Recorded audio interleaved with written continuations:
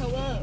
Hey, welcome to F350 Studios. So today we're going to get to go tour the permafrost tunnels, and Bean and I are going to try and document it and play with the 360 camera and see what we can get. What's that? If it's even allowed. Yeah, if it's allowed. We got to find out. There's all kinds of government signs on here, but we're looking forward to seeing what is at the permafrost tunnels, and really grateful for Roy for giving us the tour, and hopefully we get to tell you more about it. Keep your face jacket on. Bye.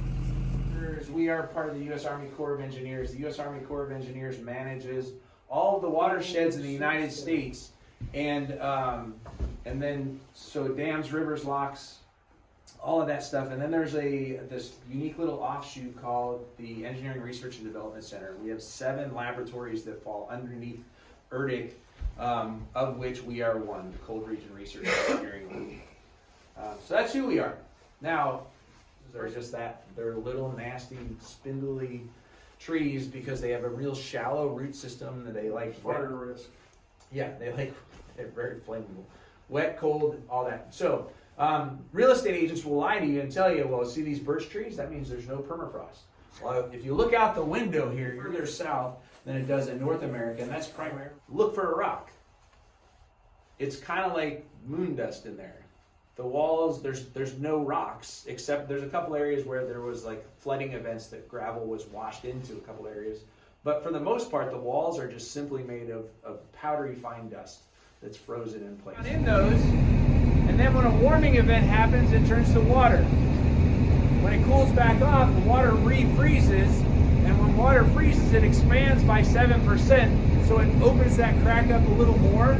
More ice and snow get in there. Over time, it increases. You know that's how this happens, because if you carbonate this ice, the ice in the middle of this crack is actually younger than the ice on the edge of the crack.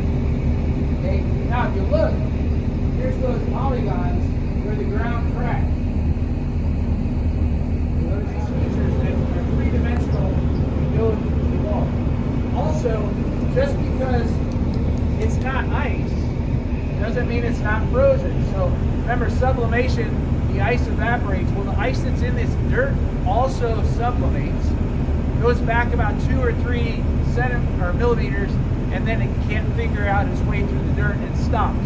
But this dirt here is just as frozen as the ice. This is just more water than dirt. This is more dirt than water, but equally frozen. Okay, so this is why we call this ice-rich permafrost. Also, remember in there I told you how this valley was formed by the glacial lust blowing up here. Look around you, find a rock. It's all this moon dust that, for those of us that deployed, love. But as the sublimation happens, the dust falls down on and that's why you look down here, all along the edge, there's that dust. That was floating on top of the water, and then this layer of ice froze on top of that, and then this layer of ice froze on top of that. So this is 3 distinct layers.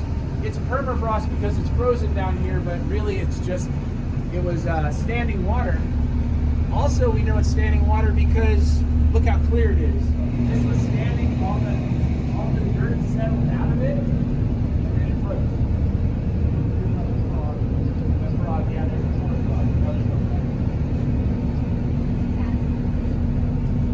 Yeah, I have an ice lens under my driveway, and I was like, really? And you know that how? Like, did you drill it down there?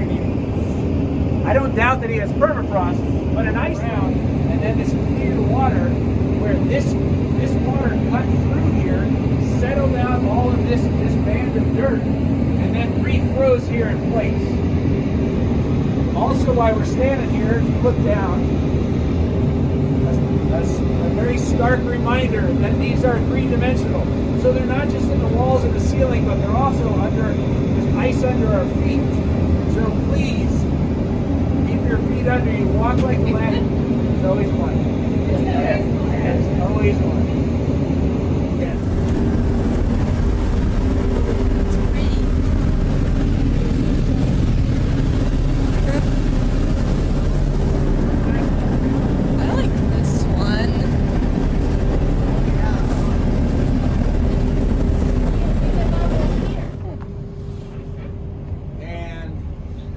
I'm going to start walking that way, and your job now is to find the rest of the place.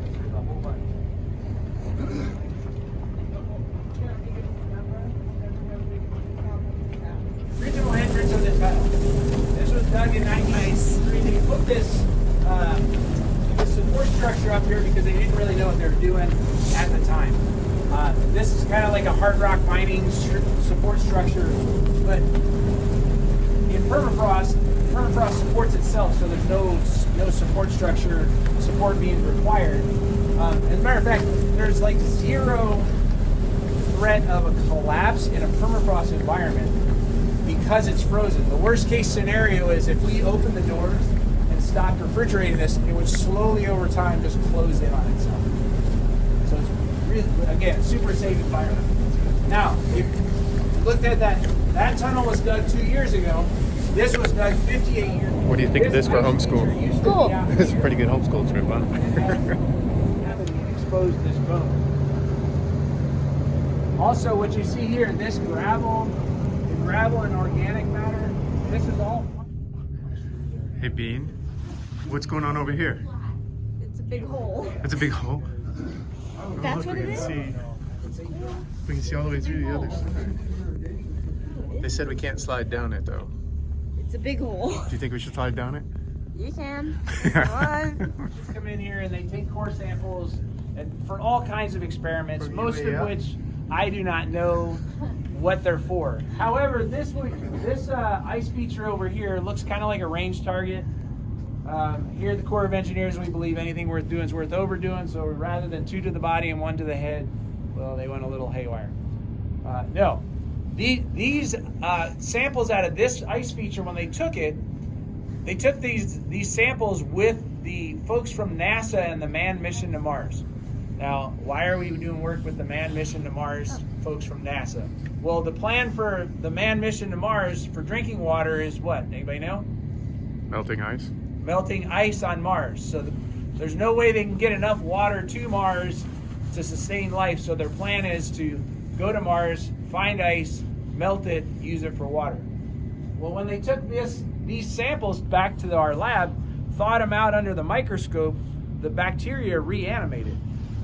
Now that's not unusual, but the smart guys at NASA weren't thinking about that and had an aha moment that they might be setting up the folks going to Mars for failure if there's some Martian bacteria there that they didn't plan on somehow killing before they gave it to them in the drinking water. That's the start of a movie, man. Right? Yeah, that sounds like Yeah. So it was not the beginning of COVID. So anyway.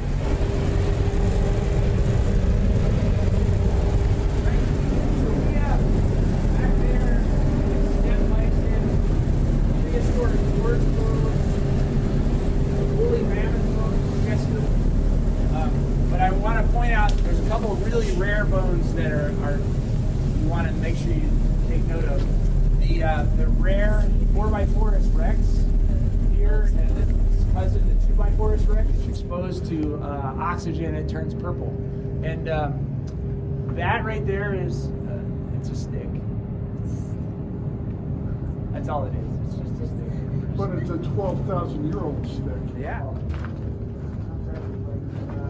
For load sensors, they're old.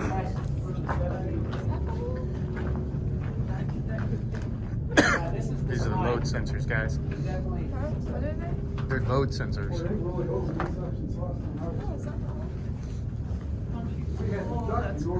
Look at all the ice.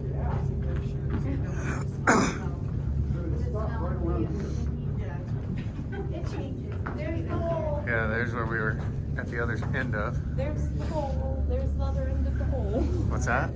The Bean? hole is cool. You gonna tell him? Huh? You gonna tell him? What was Hole. this? The hole. Gold miners are interested in. One is called lode gold. That's normally formed in igneous rock, so think volcanoes. So that's those big veins of gold. You hit that, like you're rich instantly, right? The other kind of gold that all like the gold panners and all those other gold miners are looking for is called placer gold. As the gold erodes off of the lode gold, it's washed downstream, and because gold has a specific gravity of like 17, it's really heavy, so it sinks all the way down through the gravel layer down to the bedrock. Like I said, the Bureau of Mines came down here. They wanted to get to the gold-bearing gravels. The official answer is no gold has ever been found in the permafrost tunnel. Official. It's the official answer. If you know gold miners know stuff, but don't say stuff. Now, going in here into what we call the gravel room to the right, in the back corner, we went down to the bedrock layer. Bedrock in this area, does anybody know what it's called? Barney Rubble. Bedrock here is called Birch Creek Schist. That's the bedrock for this area. That's why in Fairbanks, our informal motto is "Schist happens," right? If you're interested, here's a stick that was carbon dated at 43,000 years old. So if you want to know at what level we're at, we're getting into some pretty old stuff. The hole. Well, it's a hole, but they said that they put some foam in there. They did some tests with foam.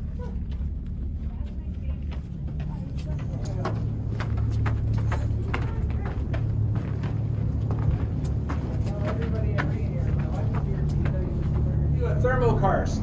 Here's another thermal karst. This is the ice wedge.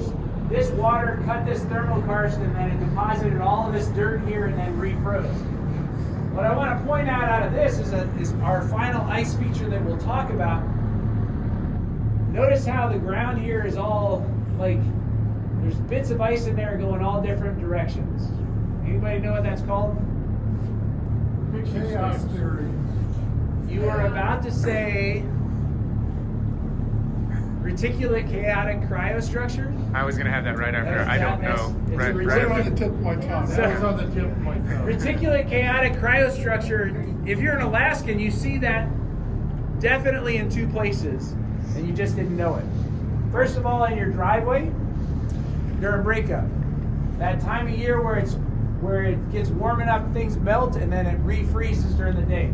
How these chaotic cryostructures form is when they're not frozen, but 360 degrees around it is frozen and it's freezing in on it. So remember, when the ice lens happened, when the freezing front was pressing towards the permafrost, it squeezed that water out in a nice uniform layer. Well, when it's coming from 360 degrees around, the water doesn't know what to do, so it goes every direction. So you see that in the mud in your aha moment number 2. Here in a permafrost tunnel in Fairbanks, the NASA guys got smarter.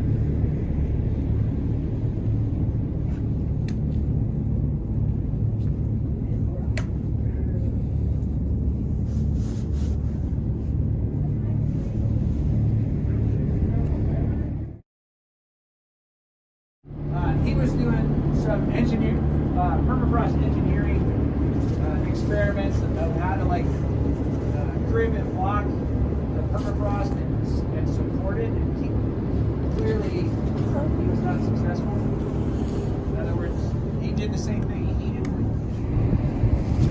It's on video. You can talk about it. What's behind you? Loud. What is it? Permafrost. Permafrost. What about the ground above it? Is this stuff permafrost too?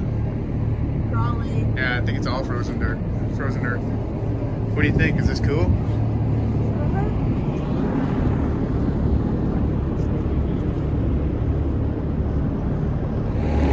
I know this is like looking up my nose, but I wanted you guys to see the ceiling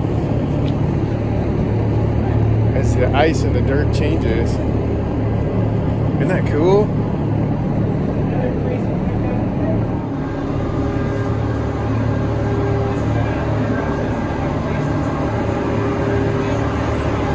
We're gonna have to put some music to this or something.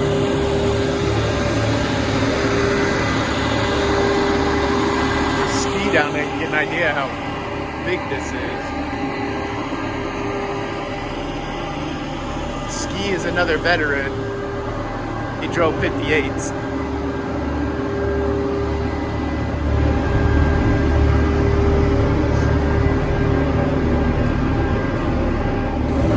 There goes another up the nose shot. I got another up the nose shot so people can see all the different permafrost above us. Cool. Isn't that cool?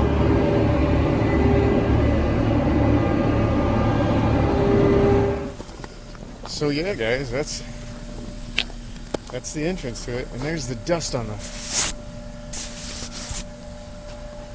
There we go. Get rid of the dust on there.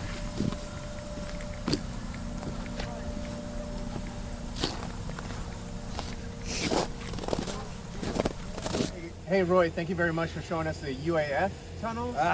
Is that? Oh, Army Corps of Engineers, Cold Region Research and Engineering Lab. so tag UAF. You know I work at UAF, so I I kind know. of do that. No, don't. All right, Don't hey, get me It was fired. fun. it was fun. What did you think, Bean? It was fun, like you just said. You just said. Well, what was there a favorite part? It was the safety brief, wasn't it? All right, guys, so that's our tour of the Permafrost Tunnel. Please do me a favor and help me thank him in the comments. Roy gave us an awesome tour. We really appreciate it. It was an amazing thing, and there is plenty of dust all over us. There's some on the camera. We played with the 360 camera. She was doing all the Yep. camera work for it, which I'm sure is going to be amazing, and we'll try and add some of it. But keep your face jacket on, and thanks, guys. Thanks.